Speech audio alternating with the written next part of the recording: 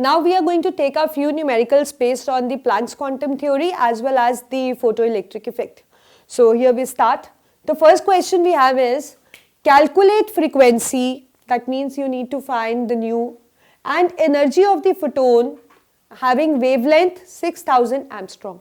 So that means you are provided with the wavelength. So we know that to find the frequency we have the relation between wavelength and frequency, nu is equal to c over lambda. So here the lambda, if we convert into meter unit, it comes out to be 6000 into 10 raised to power minus 10 meters. So nu is equal to c over lambda. So putting values, c is 3 into 10 raised to power 8 and wavelength is 6000 into 10 raised to power minus 10. So when you solve for it, you will get an answer equal to 5 into 10 raised to power 14 hertz. Right, so this is how you'll find the nu, and we did this kind of numericals in the electromagnetic spectrum also. But look at the second part. We need to find the energy of the photon. We know that photon is linked with the Planck's quantum theory, and energy of photon is calculated by E is equal to h nu.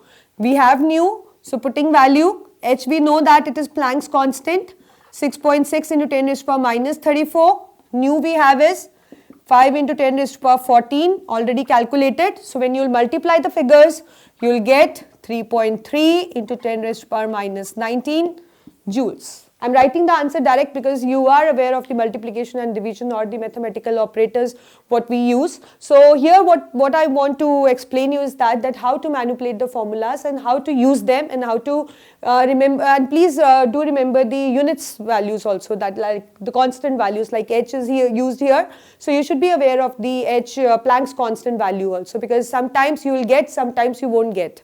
So you need to remember it. Second question is, we need to find the energy of 1 mole of photons having frequency this.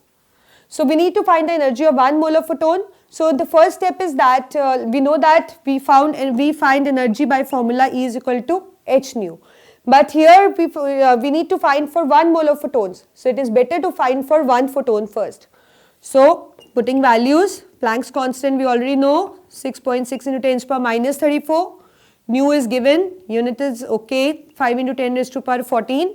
So this is the energy possessed by 1 photon, but you have been asked for the 1 mole. So when you will solve for the 1 mole, you know that 1 mole contains 6.022 into 10 raised to power 23 entities, like here it is photons. So let's say it is this number of photons present. So when you will multiply the figures, you are going to get an answer equal to 19951 joule per mole, and you can also convert into kilojoules also by dividing it with 1000. So if you need to take an derive an answer in kilojoules, it will be probably 9.951 kilojoules per mole, right? So this is how you are going to take up the question based like this. Third we have is a 100-watt bulb, that means power is 100 watt. It emits light of wavelength 400 nanometer. So wavelength emitted is 400 nanometers. We need to find number of photons emitted per second. So how we find this? See, number of photons emitted is found by a formula total energy upon energy of 1 photon. So kindly remember this. When you need to find number of photons which are emitted, you need to have a ratio between the total energy divided by the energy of 1 photon. So it's time to calculate first total energy first. So as the power is 100 watt, so that means it can be written as 100 joule per second. So total energy is 100 joule per second. You need to find energy of 1 photon. This is wavelength, and when we convert in a meter, it becomes 400 into 10 raised to power minus 9 meter. And we know that E is equal to h nu. We can also write E is equal to h c over lambda also, because nu is equal to c over lambda. Putting values, we have E is equal to h is 6.6 into 10 raised to power minus 34. C you know is the speed of light. Lambda is 400 into 10 raised to power minus 9. So when you will solve it, you will get an answer equal to 4.969 into 10 raised to power minus 19 joules. So now we need to find number of photons emitted. So we need to have a ratio between the total energy. Total energy is 100 joule per second divided by the energy of one photon, 4.969 into 10 raised to power minus 19. So if you will divide this 100 by 4.969 into 10 to the power minus 9, the answer you are going to get is 2.012 into 10 raised to power 20. So these are the number of, you can say, the photons that is being emitted when number of photons present emitted in this much of light. Next we have is calculate kinetic energy of electron. This is based on the ejection phenomena, that is the photoelectric effect.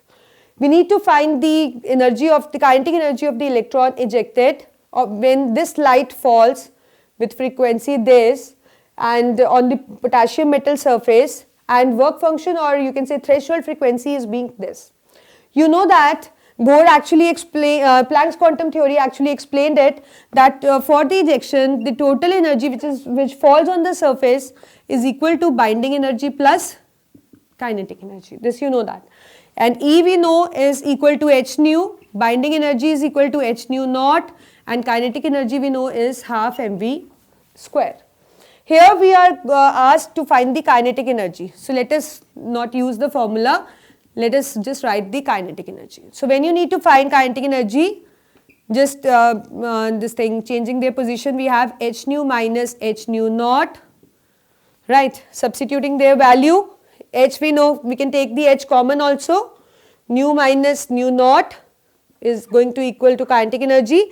So putting the values, h we have is 6.6 into 10 raised to power minus 34, nu is 5.2 into 10 raised to power 14, and nu naught is 5 into 10 raised to power 14. So when you will solve it, you will probably get an answer equal to 1.325 into 10 raised to power minus 20 as a kinetic energy meter per second. So this is how you are going to solve the question. Just you need to use the relation which has already been explained when we did a theoretical process. So this is all about the numericals based on the Planck's quantum theory as well as on the photoelectric effect or the phenomena which are actually explained on the basis of Planck's quantum theory.